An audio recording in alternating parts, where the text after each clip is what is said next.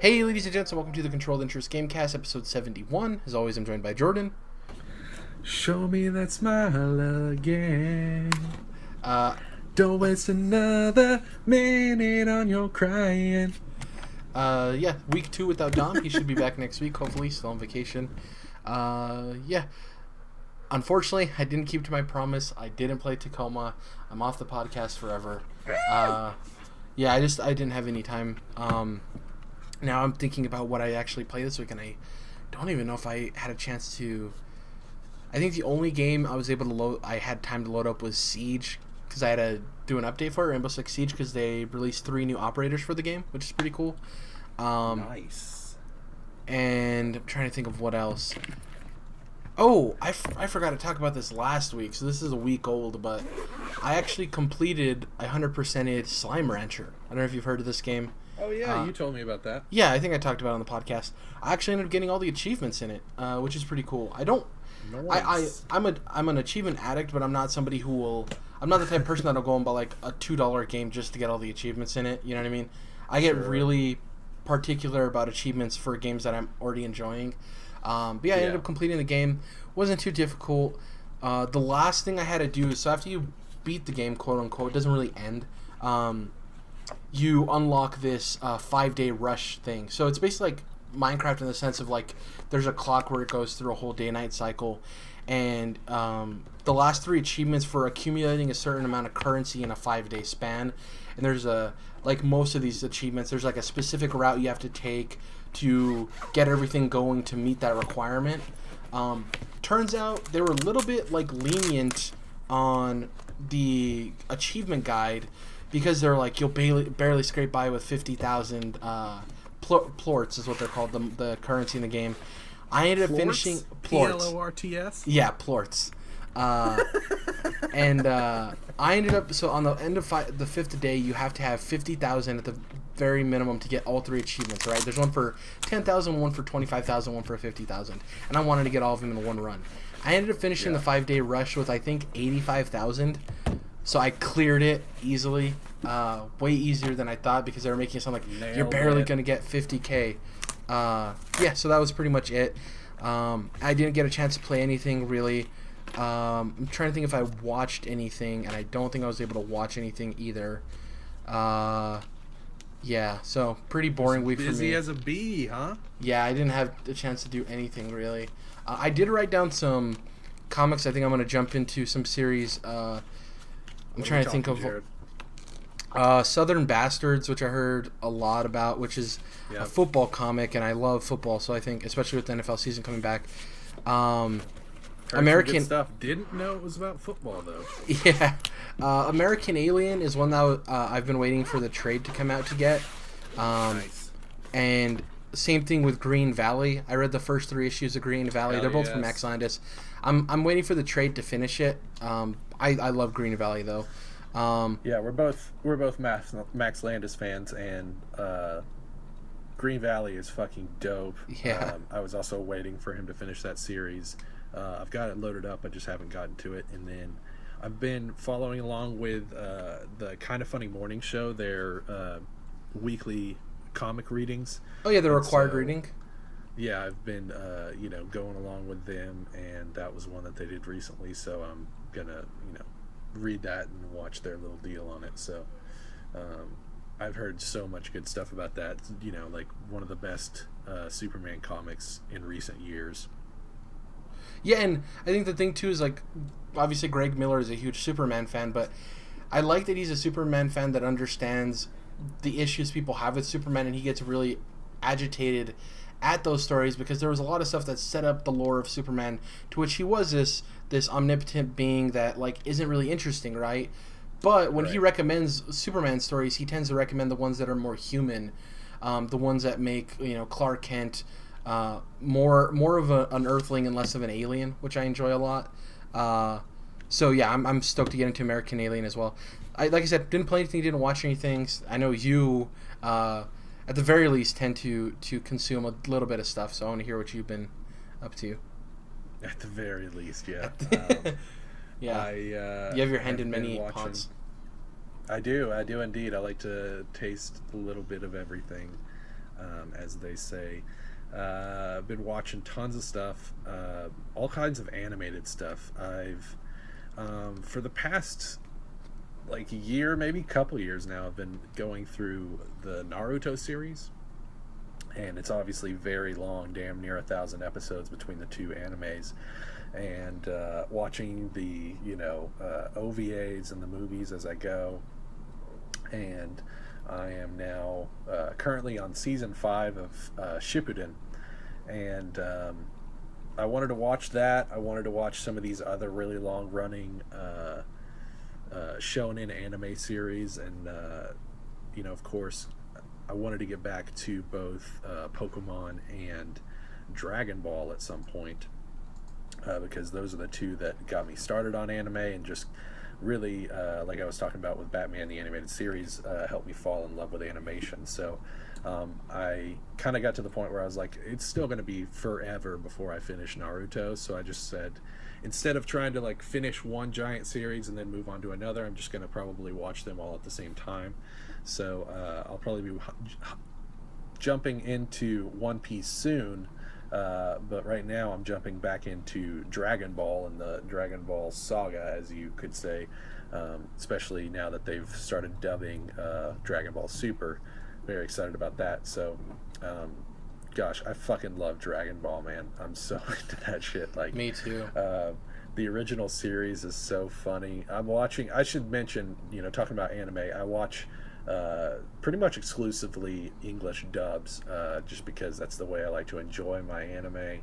I like to, a lot of times I'm watching it at work while I'm working, and so I can have it on in the background and not have to stare at the screen to read the subtitles. Yeah. And also I just like, Miyazaki said it himself, he loves people being able to watch dubs because he wants them to see the full screen of animation that he's presenting to you, because obviously the Ghibli films I should say, are absolutely gorgeous. And so I totally agree with that. And just a real quick side thing, I get tired of hearing, like anime elitists talking only about ever watching with subs in the original Japanese language, because they're very dismissive of the entire dub atmosphere, and it really sucks because I think there's just so much talent in a lot of the voice actors that do work for English dubs, and not to mention the people that translate it, even though I understand that there are problems with translation sometimes, and sometimes they have to just change things to make it make sense to North American or European audiences, but I do kind of get irked at the fact that so many people are so dismissive of it and so kind of disrespectful of it, because they are artists in their own right and they are doing hard work, good work. So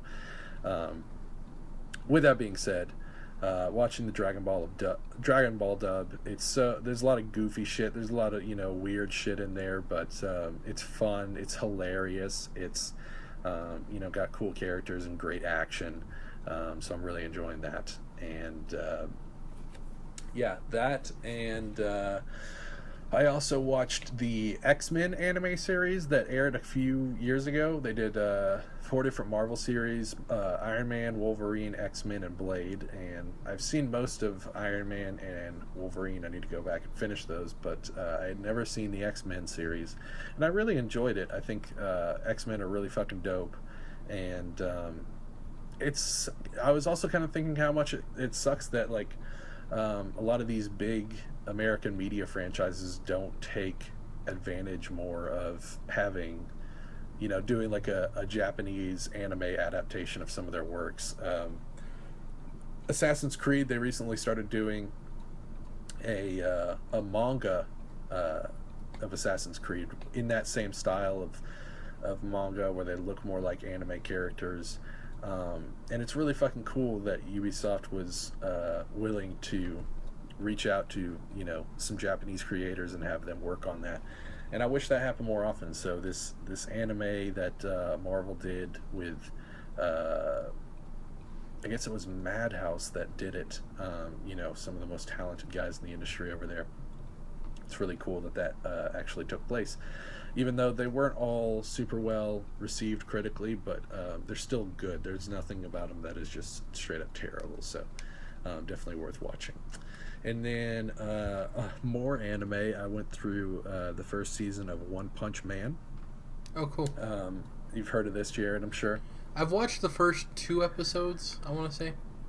Yeah, it's really crazy, really goofy, very interesting style of humor, but it's also a really good just superhero show, action show in general. Really well done animation and fight sequences. So I enjoyed it very much.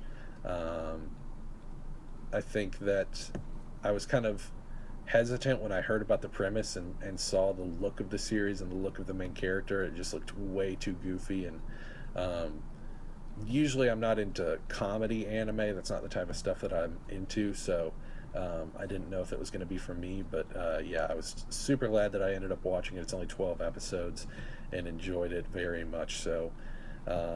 And then finally, to finish up, I have been playing quite a bit of Mario plus Rabbids Kingdom Battle. Hell yeah. This game, Jared, is a fucking blast. This game is fucking awesome. When you get your Switch, I highly recommend this. I think this is a great game that kind of fills out the Switch's library. Great game to kind of wait for Mario on. Of course, you know, I was one of the people that saw that original key art when it came out, heard about the leak, and was, you know, kind of down on it, kind of making fun of it. And man, I was so fucking wrong. It's crazy what they've done here with the 2 franchises. I'm still not a big fan of the Rabbids, and they're definitely kind of annoying. But and ugly as fucking shit, man. I mean, they're just some ugly motherfuckers. But but it's still a fun game, and they do a good job of realizing how crazy this situation is, this Mario crossover situation is, and have some good fun with it, so I really enjoy that. But yeah, the gameplay, man, it is a solid strategy game, and of course it's not quite nearly as intense as something like, let's say, you know, XCOM or something like that, but which is obviously what it's getting compared to, because it looks a lot, the style of gameplay looks a lot like it, but it is certainly a deep game. I mean, it's got plenty of customization and weapon upgrades and, you know, swapping out characters in your party and all different kinds of stuff. So very fun gameplay. The environments and the battles that you're going into are really enjoyable. Definitely not a cakewalk by any stretch of the imagination. It's I've had some tough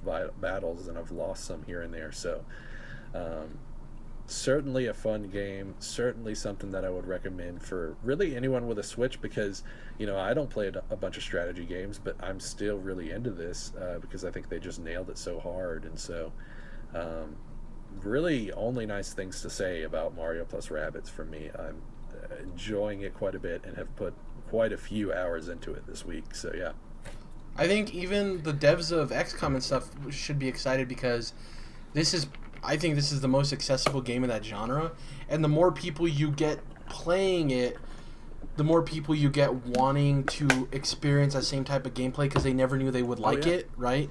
So being so accessible is huge. And yeah, ever since E3, when we saw the gameplay and actually it looked like a lot more solid of a game than anybody anticipated, this has been on my... This is probably going to be the first game I play on my Switch, more than likely, when I get it. Yeah, I've wanted to play this game so bad, so super stoked to hear you like it too. Yeah, they put XCOM, the original XCOM reboot, on Vita not too long ago, and had it on sale for like $5 the other day, and I was like, well, hell yeah, and that's just what you're saying, where Mario plus Rabbids is kind of a great gateway drug into something like that. So yeah, 100%. I'll be checking that out. So the next story, I was actually anticipating hearing about this news tomorrow, because I believe tomorrow is when they were going to make the official announcement. But like most things, IGN's got their hands on it early, and there was a write-up about Magic the Gathering's new virtual free-to-play card game.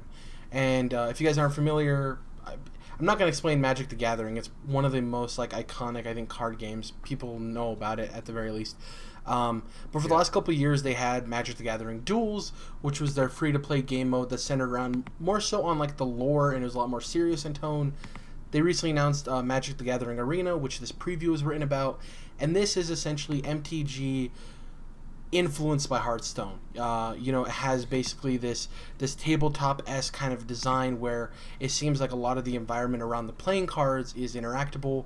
It's a lot more vibrant. It seems a lot more happy and energetic in tone. Yeah. And from what I read, it doesn't seem like it takes away anything that people love about MTG, which is huge, but it does seem like it picks up the pace. And I think that's the biggest issue that MTG has translating to the digital space over a lot of these other games that were kind of made specifically for the digital space is that, MTG is a game that's existed since, I believe, the very early 90s. Translating that gameplay to a digital realm, it's a little bit slow and methodical, which if you love MTG, it's great. But for new players, if your game is a little bit too slow, especially with all of the mechanics you have to learn with Magic the Gathering, it's going to pull people out. So I think them streamlining it, making it a little bit more quick, a little bit more enjoyable is going to benefit them a lot. I'm excited for it. Like I said, I think just the overall... We didn't get a gameplay video or anything. That's probably going to come tomorrow. But we do have some screens, and even... just the play area for the game looks very inviting. Right. Yeah, I don't know if you've played any of the digital Magic the Gathering games or what games you've played, but what do you think about this, about Magic the Gathering kind of humbling themselves and taking a page out of Hearthstone and all these other card games and be like, yeah, we need a change to make it a little bit more enjoyable? I have never gotten into Magic the Gathering, not to say that it isn't cool, but I just... never got into it. So, yeah. I've never really played a digital card game all that much. I've played... I enjoyed, actually, I got a copy of the Pokemon trading card game for Easter one year, which usually didn't get big Easter presents like that, bigger Easter presents like that, and so I was really pleasantly surprised and started playing it and kind of couldn't put it down for a while. So I enjoyed that back in the day, and then I would play I played a couple different Yu-Gi-Oh games on the Game Boy Advance, but ever since then, I haven't really touched anything like that, so that's my experience. But I think, like you said, Magic the Gathering is an extremely iconic franchise, and it's extremely iconic in general, I guess is what I'm trying to say. But I'm glad to see that they are kind of getting in on this this fad, I guess you could say, with these digital card games. And I think, why not? It's like, yeah, if you want to be IRL, I guess you could say, with your buds, having these duels, maybe you go to your local comic shop or whatever, that's great. But especially for people who don't live in a place where they have a bunch of guys that are playing Magic, this is perfect for them.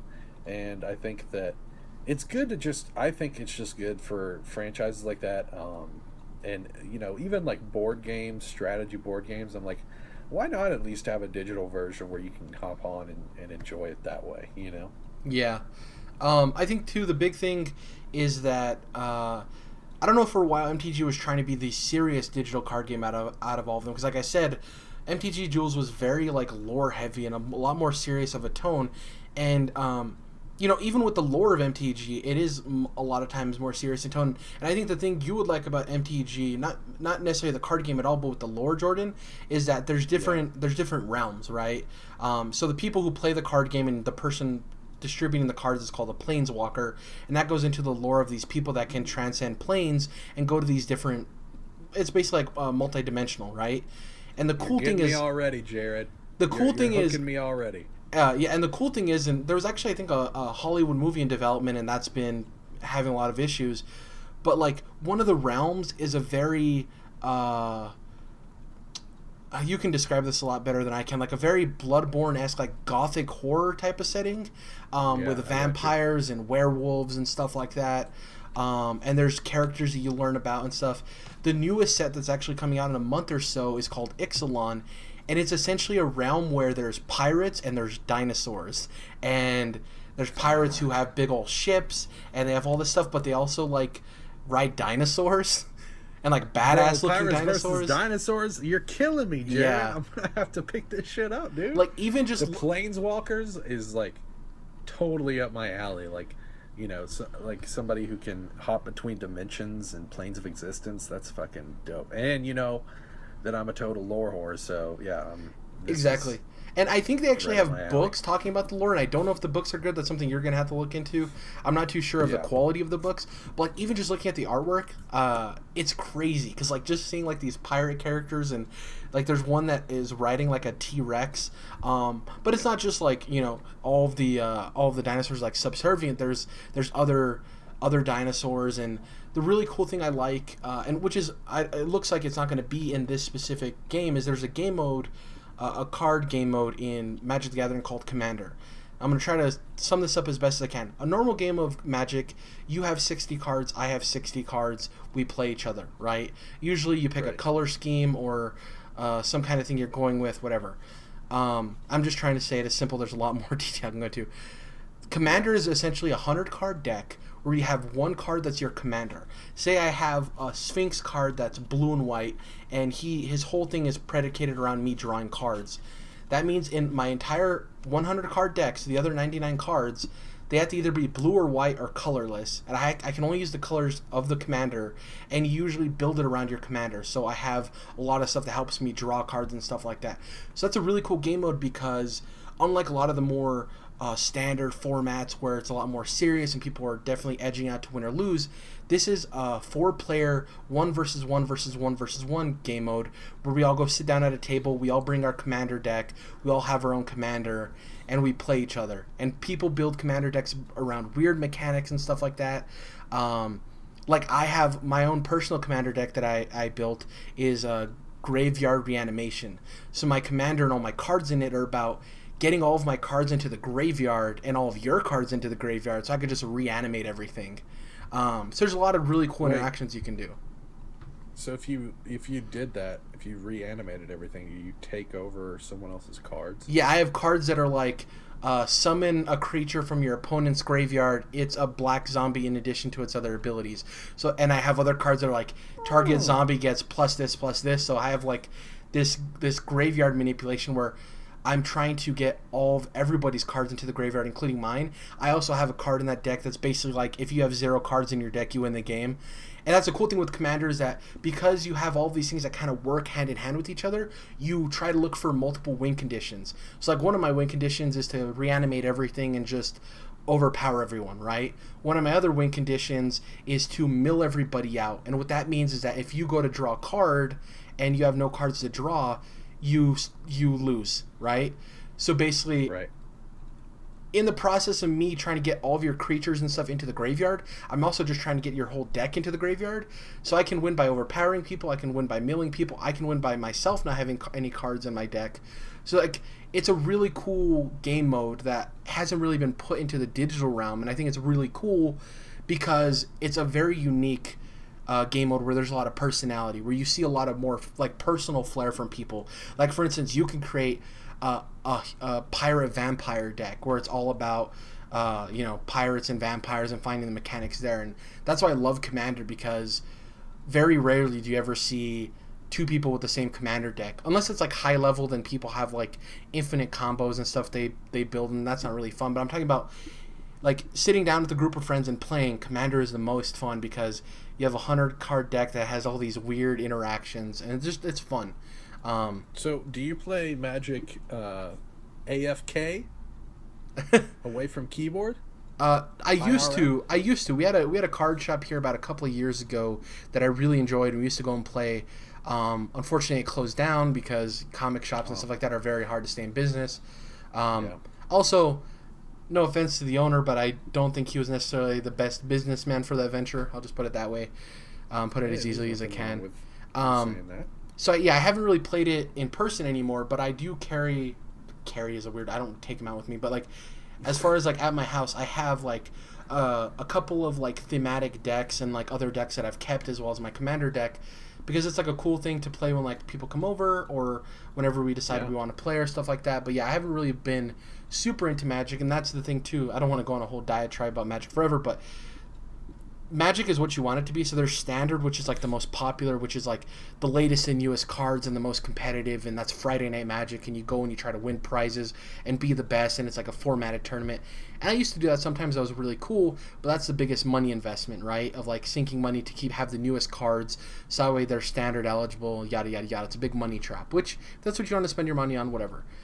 But once I found out about Commander, that's my big jam. Like I love Commander. Like I have like. Jam. I have like paper lists of Commander decks I eventually want to make in the future, and sometimes I'll randomly pick up a card here or there for like $2 or $3. There's a lot of cards that are like 99 cents, but like the better cards usually cost more, right? So I just pick up cards here and there for Commander decks, and it's a really fun game, like I said, because it's all about personality, and that's one thing that I hope eventually comes to the digital realm of being able to build these 100 card decks that you can make your own. And like I said, Jordan, even if you never even play Magic the Gathering, the card game, the lore and stuff is super cool to look into, because there's a lot of, like, the last set basically revolved around Egypt, and there's, like, long story short again, there's this dragon called Nicol Bolas, or Bolas, depending on who you ask for the pronunciation. He's basically a planeswalker, but he's a dragon, but he's also like sentient and intelligent.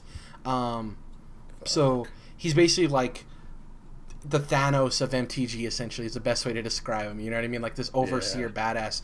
And he basically got resurrected, and he tried killing the main 5 planeswalkers. And that's the other thing, is like Magic the Gathering centers around these main 5 or 4 heroes. There's like Jace, who's like the triumphant wizard guy. There's Chandra, who's basically controls fire. I'm trying to remember all of them. There's Garrick's really cool. He's like this massive, like, giant guy that lives in the forest, and he's like a beast master. The lore is really cool. Is all I'm saying. Like, MTG is a great card game, but the lore, they have like whole teams that are dedicated to the lore and stuff like that. Super cool. Yeah. Like, some of the best parts about the cards is they'll have little passages underneath them that give context, and those are always super cool too. Yeah. So it almost sounds like there's an ongoing storyline there. Yeah, there is. And I personally haven't gotten into it, but if you just look up online, there's people who love that stuff, and it's like an ongoing... I know bits and pieces, obviously, but like, yeah, there's a huge ongoing storyline of these like specific planeswalkers, because like they do go to different planes, but there's some recurring characters who kind of... It's like, what's that horror show that Dom watches, where it's kind of like there's new stories, but it's... Horror Story? Yeah, but there's all these like same actors in it. Kind of the same business. And like I said, some of the planes they go to, like the gothic horror stuff is really cool. This new pirate dinosaur thing. There's this weird realm they go to, and forgive me for those listening who know MTG to its core, there's this weird realm they go to where it's essentially like nanobots and like sentient robots and like super kind of like cyberpunky stuff. It's cool, man. They've gone through a bunch of different eras of things. And it's just cool to see the ideas they come up with. So, yeah, in your spare time, definitely check it out, because the lore in MTG is crazy. Super interesting. Sounds like it. Like, that's why I'm, like, so interested in, like, I would love, like, a Netflix series or something like that, or even a movie, something, because there's enough lore there that I think they could make it work. Like, honestly, and this may be me just, like, having a dream, like, there's enough lore in that world that they can make, like, a multi-part... I'm trying to think of the word, Jordan. Help me out here. What do you call it when it's a TV series where there's multiple parts, but each part isn't necessarily connected? There's like a through line, but they're not necessarily super connected to each other. Like an anthology? Exactly, yeah. I think an anthology for MTG would be cool, where it's like the first one is one plane, then the second one is one plane. So there's like this through line, but they're all these different planes you get to explore. Would be super cool. Yeah. Yeah, I think I went on for a bit about MTG. It's just that stuff's crazy, and I know you love lore. And for somebody who's never really touched MTG, the lore side of it's super interesting. Even just to glance at, it might not be your thing, and you may not get super involved in it, but even just looking at it, and then like the artists they get to do the card art, and just like it's magnificent, man. Like, there's a reason MTG has lasted as long as it has, for sure. You know how much I love art books, and there's a Song of Ice and Fire card game, and they have 2 books that are just the art from the cards. Yeah. And I'm like, and they're rare, and so they're kind of expensive, but I'm like, gosh, I really kind of want those, man, because the art is so fucking cool, and I am into that universe. So yeah, I can totally understand. I'm sure Magic has, really dope art on their cards. Yeah, and like the gothic horror. So sometimes they'll revisit planes too, which is really cool, Jordan. So like, the gothic horror plane, and forgive me if I'm forgetting its name. They went to it like in 2010, and recently they went back to it in like 2015, and it was slightly different. Like there was like some characters were slightly like some stuff happened between that time period. They go into it in the lore and stuff like that, but like one of the things of that gothic horror period is one of the main mechanics is transform cards, obviously with like werewolves and stuff. So you would have these cards that if they met a certain condition, a lot of them were different, you get to flip over the card, and usually the opposite side of the card was a more powerful creature, right? One of the coolest ones in the newest set was this house. It was just like this weird like old cottage, like pilgrim looking like weird house. And when it transformed, it was basically a giant house that had a lot of like corpses and stuff sticking out of it, and it was moving on its own. So it was like a giant like corpse house that like it's super cool. I'll try to show you the card after we're done recording. But like, yeah, MTG's cool. I really, if you're not even into playing card games, anybody out there, just check out the lore. If you're into like fantasy or any of that stuff, just give it a chance. Check it out. I guess the next news story we'll talk about real quick. Biomutant will let you tone down its narrator. So we talked about Biomutant a couple of weeks ago. Basically, the story goes into the project lead over at Experiment 101 states that you can turn down the narrator in the settings if you don't like them narrating over combat. But as the game progresses, he's actually going to be talking less and less. And one of the crazier things that he states that the narrator isn't only a voice, he appears further down the line as a character in the game and provides context for the world as the player explores it. So what I'm assuming, and we can get into this real quick, Jordan, my mind thinks of, did you ever play Dead Island?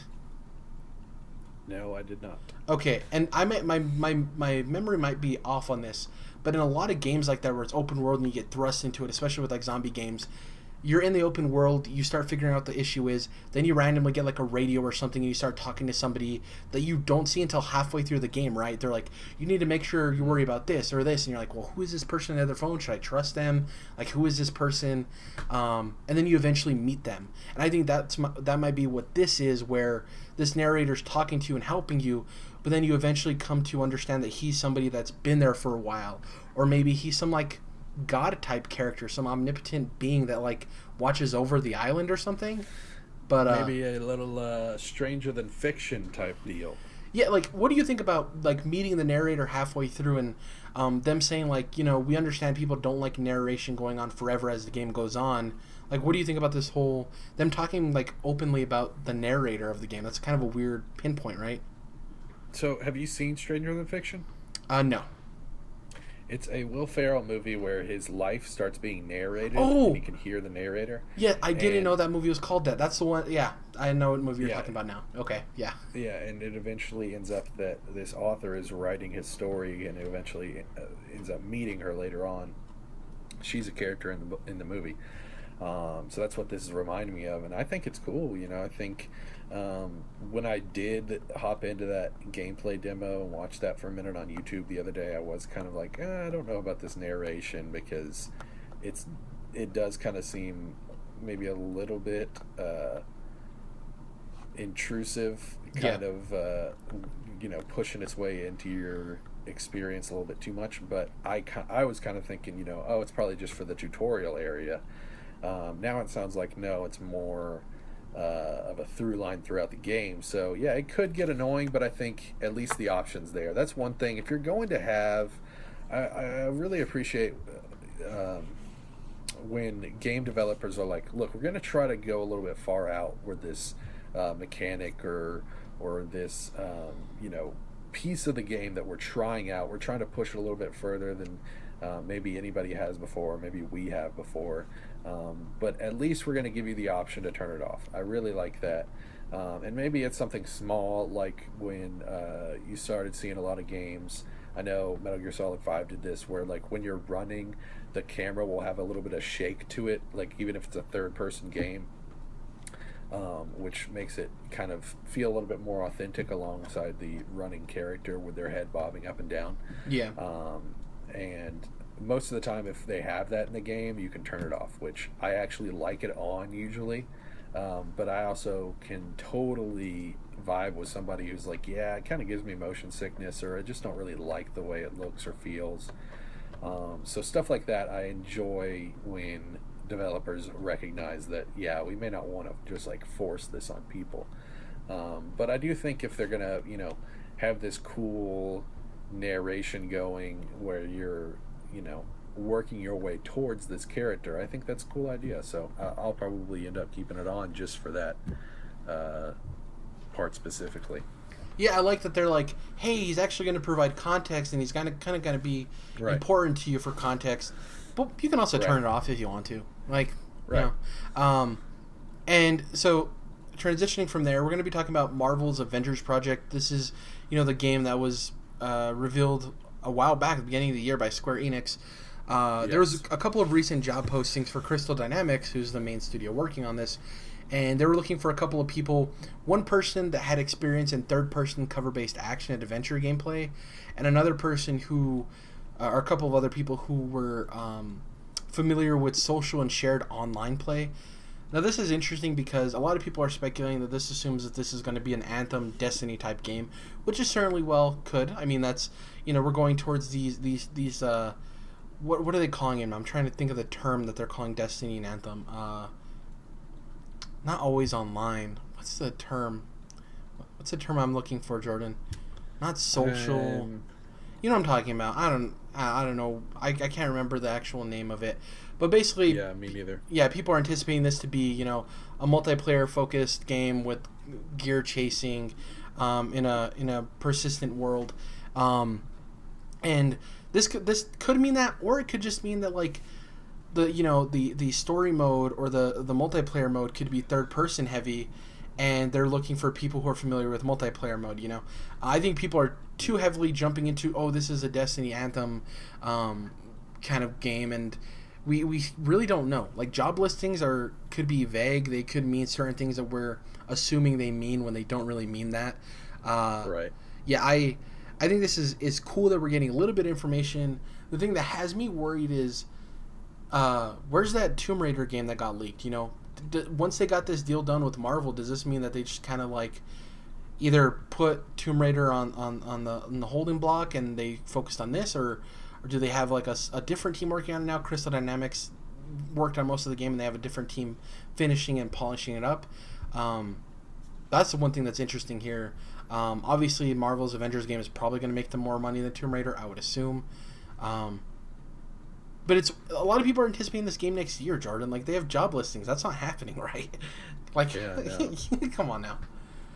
This game is going to 2019 at the very earliest. Yeah, this isn't going to be a small game. Like, Square Enix got this contract. They're having their biggest, arguably most talented Western studio working on this in Crystal Dynamics, which I would say they're their most talented studio in the West, because I think Crystal Dynamics, like, the Tomb Raider games, yeah, they didn't sell as well as they probably wanted, but those are great games, man. Like, I think they were great Who else games. do they have? They just got rid of IO, who, before Hitman wasn't really doing a whole lot as far as, coming out with big releases. And then you've got IDOS, and then who else other than that? A bunch of smaller studios. I guess it's just really between, like, Crystal Dynamics and IDOS as far as, like, Western, Yeah, I would say that Crystal is a super talented studio, and just kind of a little bit of a tangent here, but you know what I was thinking of the other day as I was kind of thinking, I was watching this X-Men anime series. I was like, what would be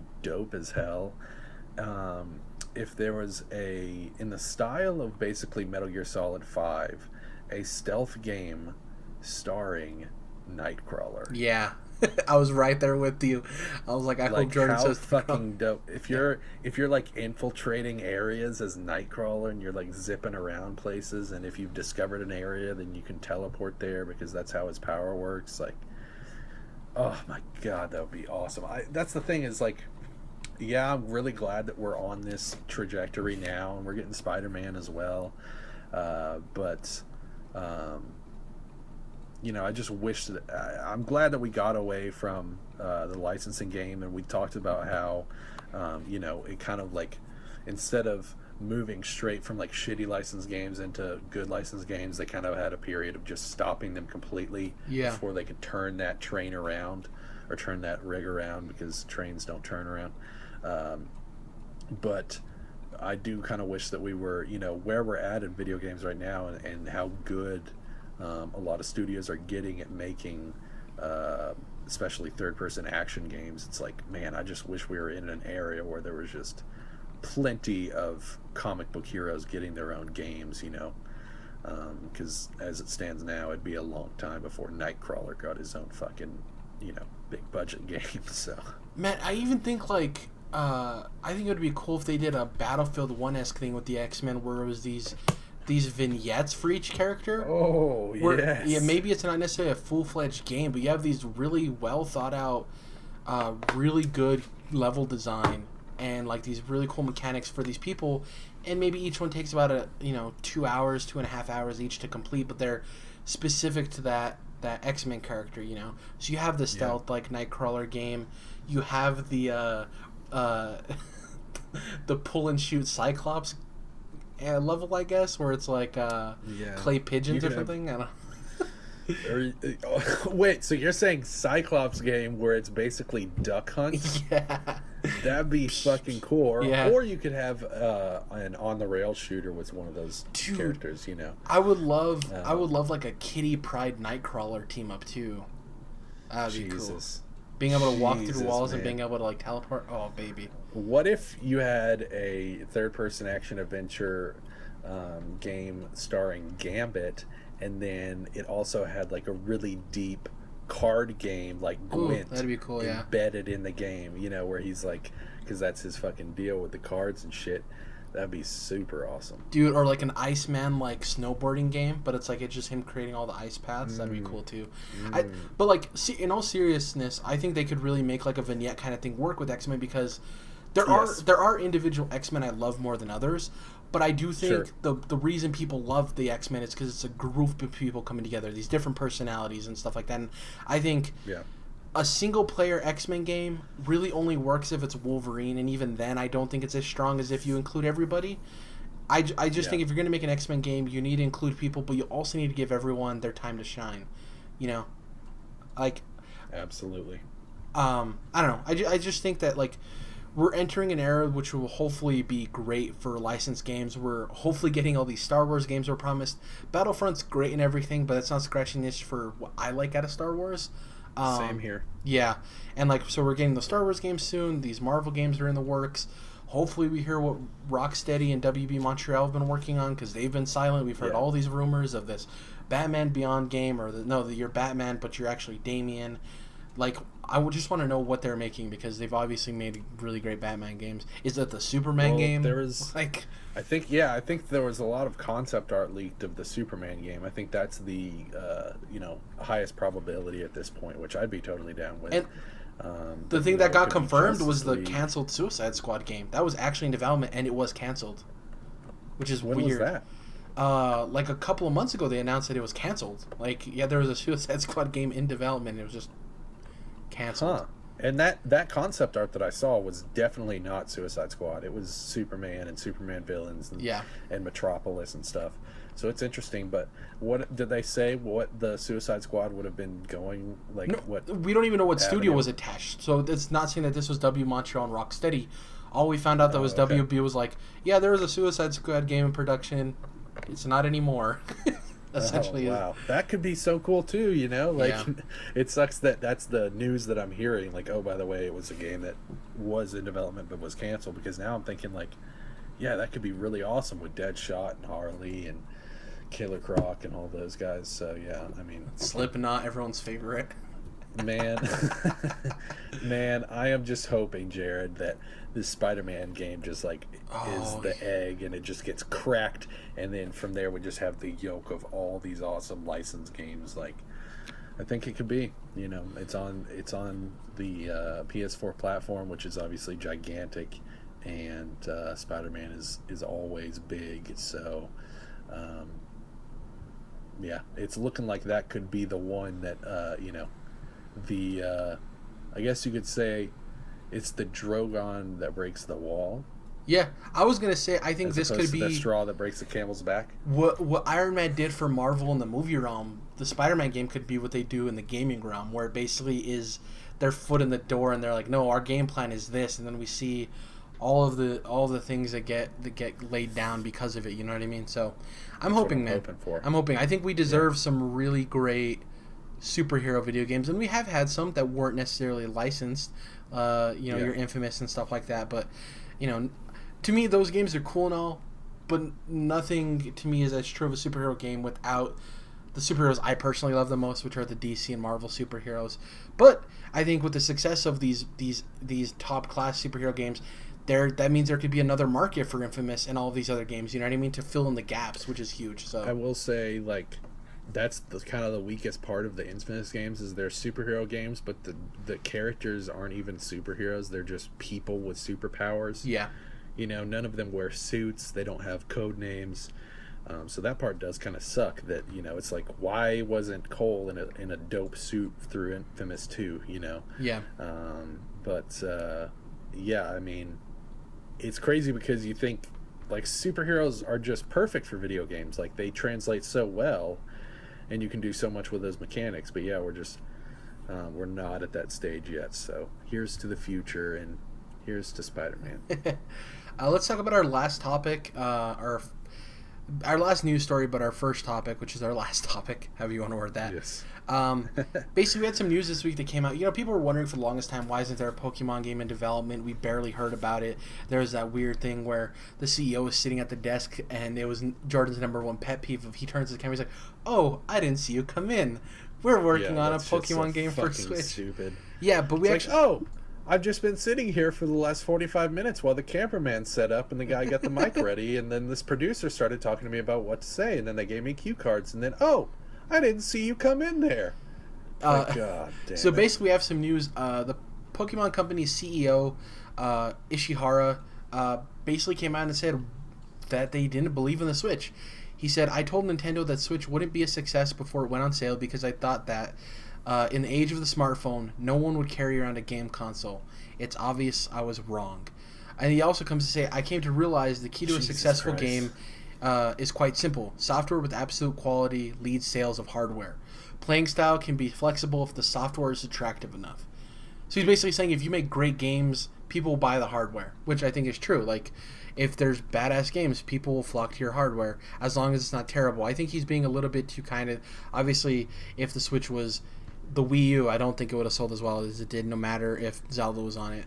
But that quote, Jared, I think is representative of a bigger problem going on just in media in general right now, where it's like the people who are making the stuff, and I don't mean necessarily the artists in the trenches themselves, but the people that are making the decisions for the different media that's going to be released, they're a lot of times they're out of touch and they don't know what the hell they're talking about. And it's like, no one's going to carry around a game console on the edge of the smartphone. It's like, how many gamers do you hear constantly talking on the internet about how shitty smartphone games are? Like, that's just not where it's at, and they're not even close still, even though they've come a long way. Smartphones have in their processing power in the last few years. It's like they're just not even close. And so I've also been thinking about this. I was talking about how I'm getting back into the Dragon Ball series, and I've kind of been trying to collect all the different series.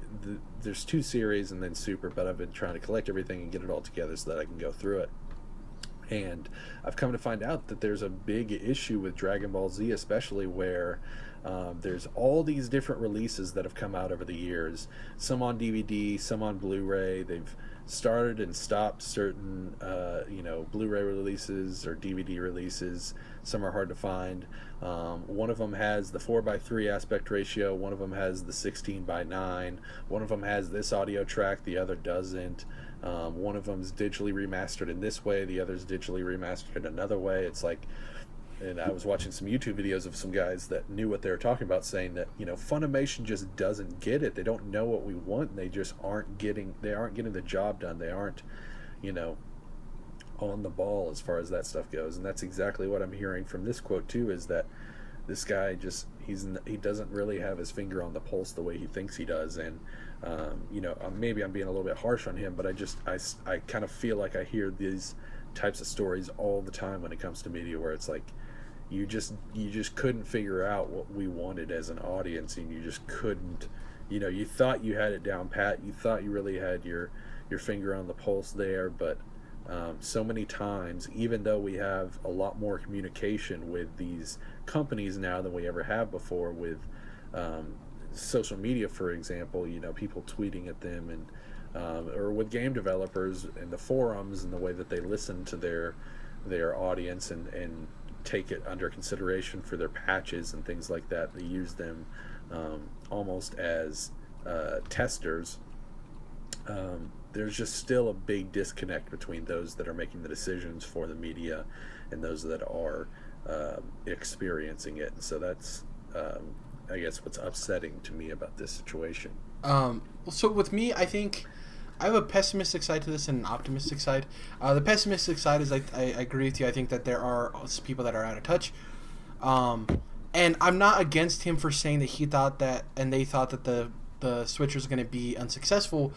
A lot of people are like, oh, the Switch is great now. A lot of people were doubting whether or not it was going to succeed or not because of everything we heard, right? And I'm not faulting him for not believing in it, but I do agree that there's some weird lack of what exactly people want and don't want, because people were okay with thinking that the Switch was going to not succeed, but not necessarily because people didn't want to carry around a console, right? The optimist in me is that this is the PR answer, and obviously I don't think this is necessarily the right thing, but maybe it was that they just didn't, like, they looked at maybe they had a Pokemon game in production for the Wii U, maybe not a mainline one, but a Pokemon game, and they were like, man, this thing really failed, and we just wasted all that time building a game that's not even going to sell well.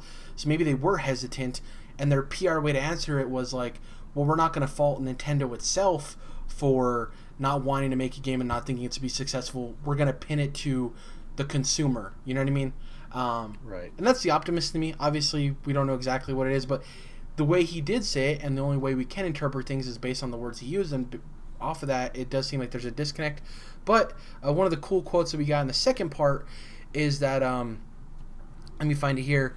I want to find the quote he said for the here we go. So he said, with the Switch, we see it as a chance to create Pokemon that goes deeper and with a higher level of expression. As a result, that makes it an extremely important platform for us. Right now, we're using 7 to 8 inch screens. He's talking about the 3DS. But on high definition TV, you can express a whole different world with graphics and sound. Some people were saying, like, why is he talking about the high definition TV? It's also a portable console. I think it's the easiest way for him to translate that they have more power under the hood, right? Because he doesn't want to bash the 3DS either, so the way to compare them is, well, you can play the Switch on the TV, so let's talk about high definition TV. He basically the way he's saying that kind of makes me feel like he's like just entering into the 360 PS3 life cycle. Like, now with these 720p HD TV screens, we can do so much more. Yeah, and I think this is exciting because I think that this does mean that they're looking at making sure the Switch's extra power is used advantageously. And you talked about before we started the show that they actually turned off the 3D so that way they could get more out of the power of the 3DS, which is really smart too. This whole story in general, whether you're looking at it positively or negatively, it shows kind of the power between the Pokemon Company and Nintendo. Very few companies that work with Nintendo can be like, yeah, we don't think it's going to be successful, so we're going to take a minute and wait. That shows how powerful the Pokemon Company is. The Pokemon Company is one of the very few companies that work so closely with Nintendo that Pokemon Company doesn't need Nintendo. Nintendo needs Pokemon. And I don't think a lot of people understand that. Like, the Pokemon Company can go and do their own thing and be completely fine. Right. You know what I mean? Pokemon's one of the biggest IPs in the world, period. So it just shows the power they have. And the first comments are kind of kind of suck, but I'm very excited that they're looking at it and they're figuring out, like, we have a bunch of power, we want to try some really cool stuff. For people who are like, this is the reason we don't have a Pokemon in the first year, no, you wouldn't have got one either way, even if they were into it. Pokemon also always releases on an install base, but that doesn't mean maybe Ultra Sun and Moon couldn't have come out on it. But yeah, I think this is just an interesting story because we kind of got a peek behind the curtain of what really goes on between the Pokemon Company and Nintendo. So, but what I don't think they necessarily understand is the fact that, you know, like for example, and I think you're right about the Wii U game that never materialized. Is for so long on console they've been putting out these like half-ass Pokemon games. You got Pokken Tournament. You got. There was one on the GameCube. I always forget the name of it. Well, those were actually pretty good, and they were pretty close. The Coliseum games is what you're talking about, or not the Coliseum. The something's. Oh crap! I can't remember the name of it. You've pulled the memory from my mind. Because I fucking love those games. See, and personally, I didn't like those games really. I know what you. I'm looking up the name. I'm looking it up. Just. Talk for a bit. Pokemon Coliseum on N64. I enjoyed those games, and they were, but they're still kind of like a half-ass Pokemon game. It wasn't like the full deal. Then on GameCube, you had. No, still not there. There was Pokemon Coliseum, and then Pokemon XD Gale of Darkness. Yeah. So what am I thinking of on 64 then? 64 was Pokemon Stadium. Stadium. Yeah. Okay, so yeah. I was right the first time. So Coliseum is the one that I really enjoyed on GameCube. Yeah. And it was a lot closer to an actual Pokemon game where you're running around, going into towns, meeting people, fighting, getting into battles with them and stuff like that. Stadium was just the stadium battles, but I still enjoyed it. The mini games were and cool. I enjoyed Coliseum. But then on Wii, you had like Battle Revolution, and that was kind of more of a regression back to more of a Pokemon Stadium type deal. And then Pokken Tournament is crazy because there's like, I don't know, like maybe 20 Pokemon, 30 Pokemon in there. And I really don't think it's cool the way they did that. So it's like, what they don't realize is, yes, there's a smaller install base, specifically for the Wii U and now even Switch, but, Pokemon would absolutely, unequivocally be a system seller. And so, even if you don't have nearly as many Switches next year, you won't have nearly as many Switches out there next year as you will 3DSs. If you put a game out, then you're going to sell a lot of Switches, especially if you decided to bundle it, so that's something for them to be thinking about. Well, and that's interesting too, of like, we don't know the dynamics between how much Nintendo pays for Pokemon to be on their platform and stuff like that. And I wonder if there's some kind of thing there where Nintendo's looking at their slate of releases. They already got Zelda out. They're going to have Mario out this year too. Those are two huge releases. I don't think Prime 4 is coming out next year as much as people want to believe. I still don't think it's coming out next year. Maybe. But I still don't think Prime is as big as Mario or Zelda or Pokemon. So no way. I wonder how much Nintendo's like, yo, Pokemon Company, we need that new Pokemon game out for the Switch next year. We'll do anything necessary, Bruh, I need that Pokemon, bruh. Because, I need that. Basically, I don't think the Pokemon Company isn't in a rush to get Pokemon games out from themselves. Like, they sell, right?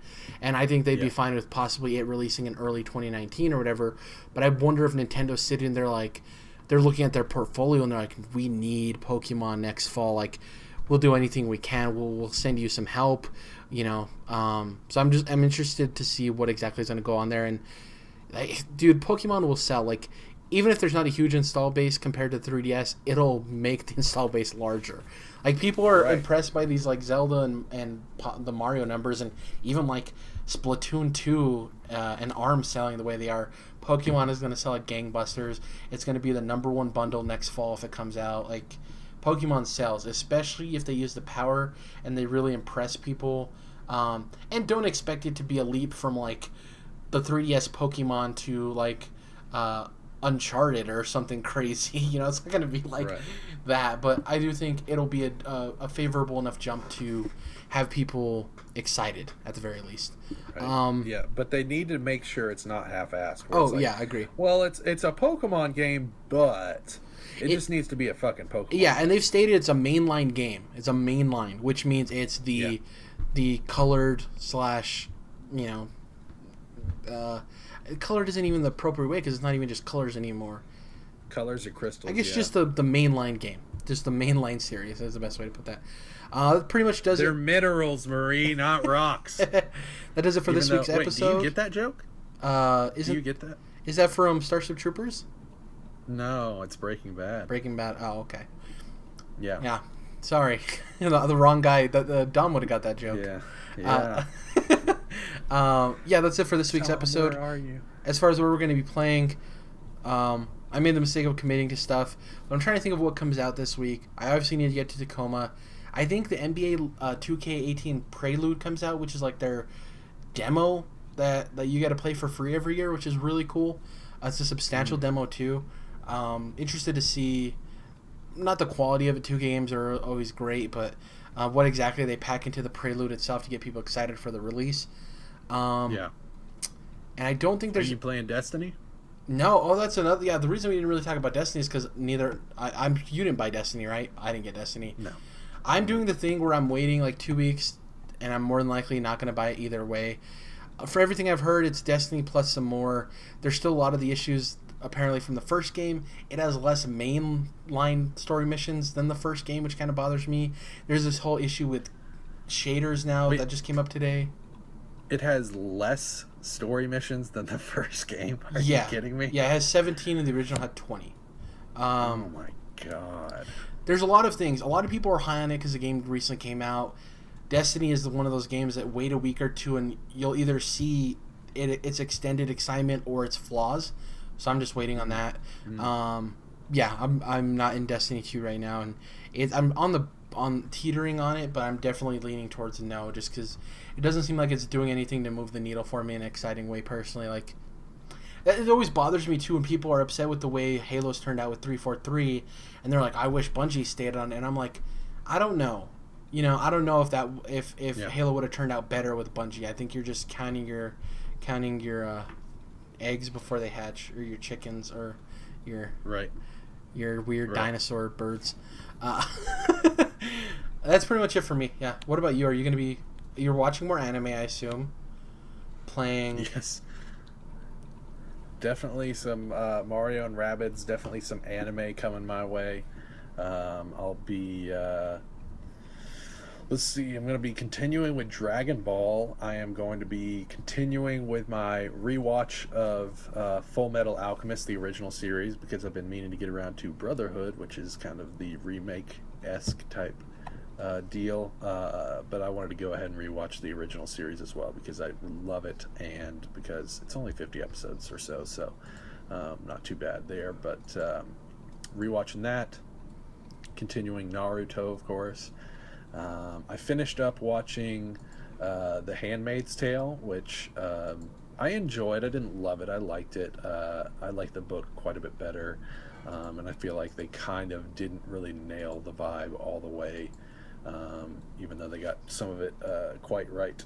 And then I also caught up with Fear the Walking Dead, which is going to be coming up this weekend, coming back from the mid-season break, and that show's improved quite a bit. I'm pleasantly surprised with where that show's come from. It's Rocky season 1, and I think it's worth your time if you're a big Walking Dead fan at this point. So that's coming up this weekend. BoJack Horseman comes out tomorrow on Netflix, and that is a fantastic animated series. So I'm really excited about that. It's really smart, really funny. A lot of great voices in there. So I love BoJack Horseman. That's coming out tomorrow. And then, yeah, I'm going to be playing plenty of Mario. Just got Injustice 2 in the mail, as I was showing Jared. So I'll be playing some of that. And then, yeah, typical anime, TV watching type stuff that I'm always into. So, yeah. Hell yeah. But we got tons of TV premieres coming out this month, so I'm very excited about that. I'll say that much. Also, the NFL starts this week, the regular season, so I'm excited. I'm actually going to watch the Patriots-Chief game that starts in like 20 minutes from now. So, here we go, Titans. Yeah, they have a good team this year. Hopefully they do well. We'll see about that. Thank you guys for listening. Please subscribe to us on YouTube if you can. Also, review and follow us on iTunes. It really helps. You can follow us on Twitter at CTRLINT, Controlled Interests Abbreviated. You can follow Jordan at MelloModus, and you can follow me at Jared_. And that's pretty much it. We'll catch you guys in episode 72. Yeah, 72. This is episode 70. I couldn't remember. And hopefully Dom will be back. So it's the three of us back together again. Yeah.